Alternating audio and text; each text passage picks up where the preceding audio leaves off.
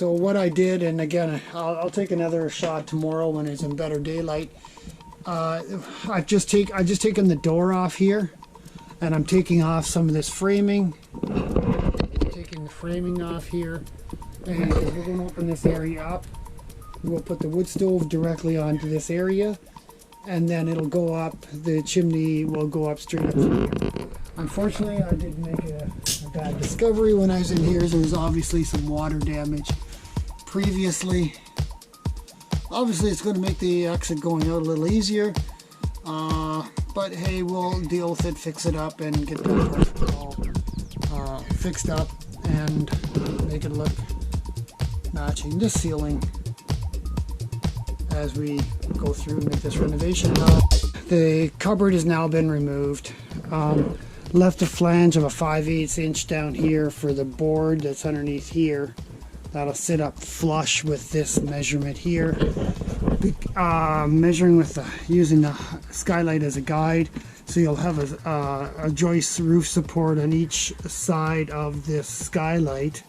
And I can actually, there's previous water damage here, so I can actually physically feel right there that one joist, and if we follow it back, it's 100% as my twin brother said. Right here is, so our stack can go like right in the middle, lining up with this particular skylight, so the stack should be able to go right physically there.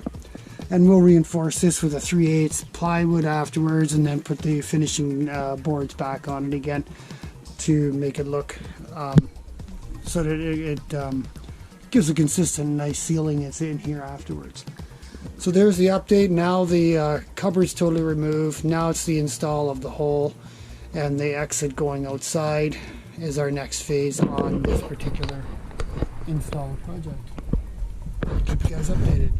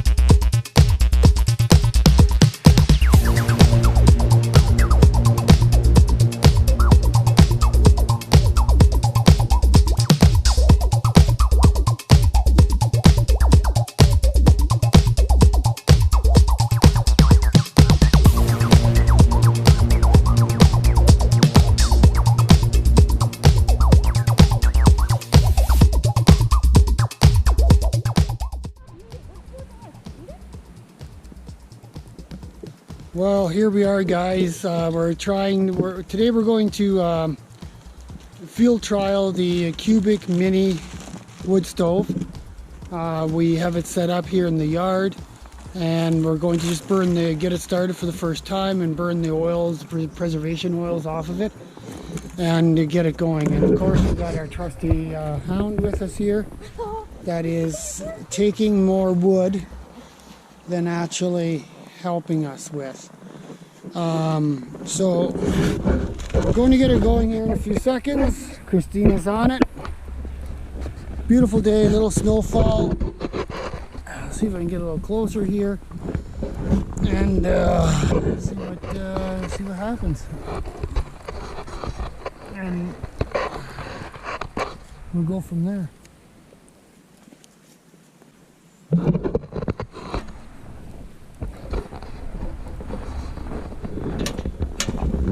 So just opening up the primary and secondary draft.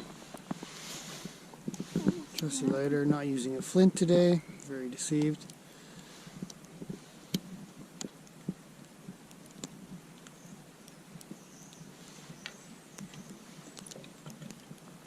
I'll definitely let that open. You want to leave it open a bit? Yeah, just to get her going. There's a lot more draft on this one than like the inside ones. Oh, really? Because you have a secondary draft. Very good, very good. I didn't put a lot of wood at first because it said just do a small amount to get her going. Yep.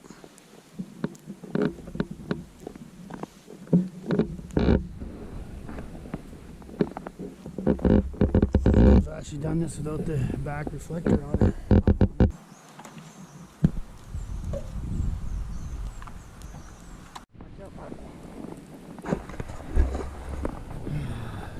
Take two here. We're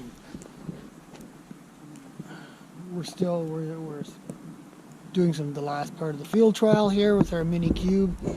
It's getting a little dark right now, and we charred the door a little bit up, probably because the stove was warmer and brought it outside, and the change in temperature probably just made soot build up in the door a little quicker than what we wanted.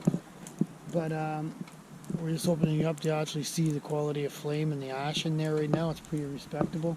It's all my fingers. And get warm a bit because we're sitting outside type thing, obviously. And she drafts well. The double draft availability on this unit is great, and she's working quite well. Yeah, we charred the door completely down though. We charred the door down here. You can see inside. It's gorgeous.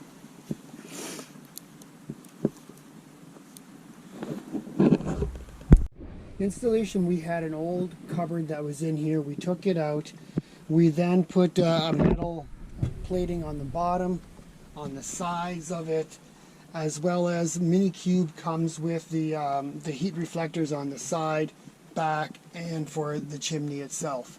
We have a double chimney reflector just because our height from ceiling down was a little less than anticipated, so it comes in standard dimensions. What we've done is we've fully installed it. It's leg bolted down onto a double platform that was part of the old cupboard, so we put an additional plate on there, which was a plywood plate, which is just one of the shelves. Dropped the metal plate on it, bolted it all down.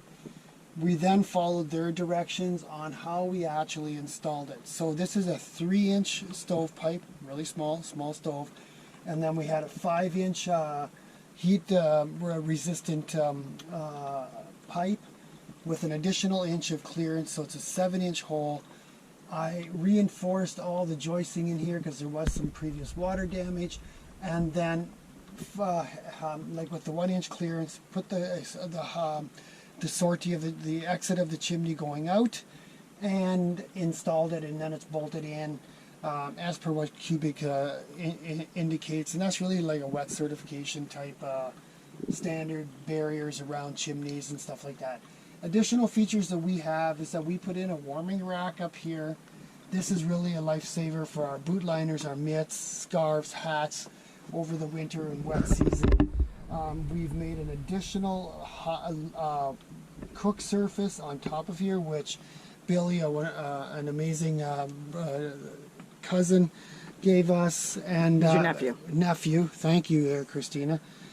That made for us, And so this allows us to actually, with this, the mini cube surfaces like this, we took off the fencing, which they recommended. But you often find that you can't put larger items like this on here. They'll fall off. They'll sit there and they're not going to cook very well.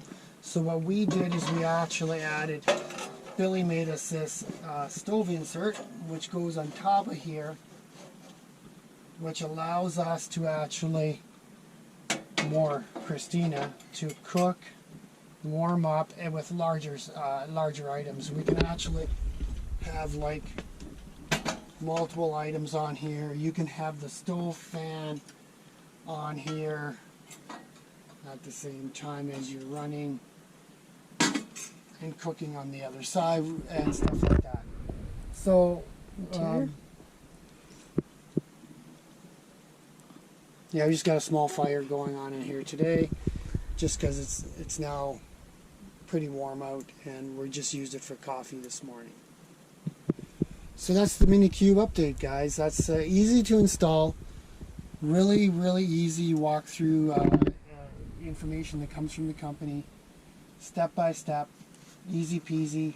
It took more work actually to take the cupboard out and reconfigure the water damage and joisting reinforcement and redo the ceiling than anything else. There it is, guys. And you'll see the homesteader, the inspector, right over here. He's on the job once again. Yep, making sure everything is according to WET certification standards and CSA standards. There she is, boys and girls, signing off.